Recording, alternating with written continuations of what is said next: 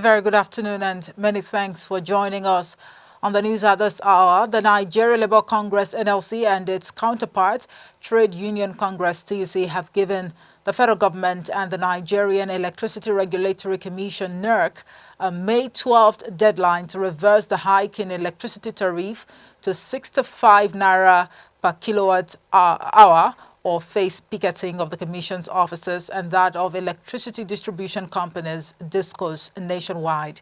Consequently, NLC has directed its state branches and affiliates to mobilize their members to commence picketing of the offices of NERC and DISCOs nationwide as from Monday, May the 13th. In a warning letter jointly signed by NLC President Joe Ajaero and his TUC counterpart Festus Osifo, the two labor centers demanded immediate cessation of the discriminatory segregation of electricity consumers into arbitrary bands, further demanding the restoration of the supremacy of the statutes governing the conduct of operators within the electricity industry. According to media reports, the letter, which dated May 3rd, 2024, and addressed to Chairman and Chief Executive Officer of NERC, urged the regulatory body to immediately reverse the electricity tariff hike or face resistance from the workers. It would be recorded that last month, NERC increased the electricity tariffs on Band A customers from 65 naira per kilowatt hour to 225 naira per kilowatt hour following the government's partial removal of electricity subsidies.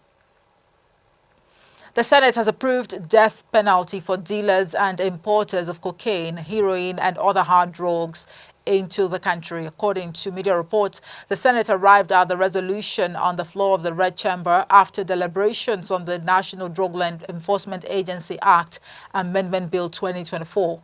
While the maximum punishment in the extant law for offenders is life imprisonment, the proposed capital punishment would apply to manufacturers, traffickers, dealers, aid or delivery of hard drugs by any means.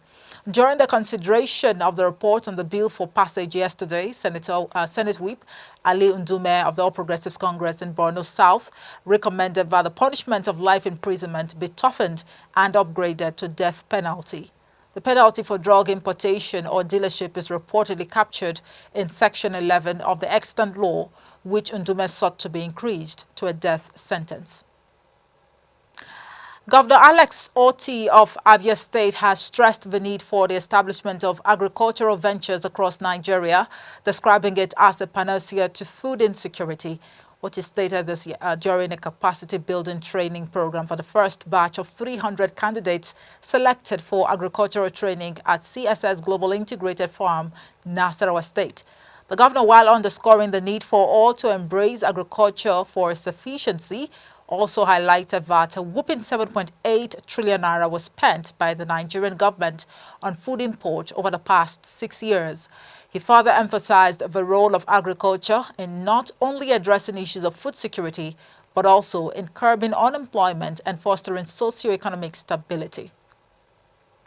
On the foreign scene, and what may have surpassed the expectations of observers and economists, UK started off strong this year, thereby emerging from recession. Official figures show that the economy grew by 0.6% between January and March, the fastest rate for 2 years. According to media reports, the UK fell into recession at the end of shrinking for 2 or 3 months periods in a row.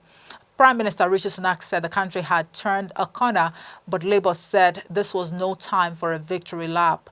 Governor of the Bank of England, Andrew Bailey, stated yesterday that the economy was seeing a recovery, although it was not a strong one.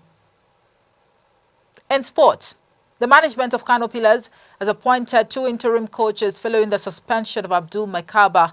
Consequently, the duo of Jangora Ahmed and Ahmed Yaro Garba have been assigned to oversee Kano Pillars' remaining fixtures in the Nigeria Premier Football League this season. While the veteran tactician had earlier in the week criticized the club's hierarchy for lack of professionalism, the new caretaker coaches had played for the Say Masu Gida in the past. Kano Pillars has recorded 44 points from 32 games in this campaign. That's it for the news at this hour. Thank you so much for watching. Coming up at 2 p.m. is Story Time with Ridwan Musa Gao. I am Omo of a piece of Semere. Good afternoon.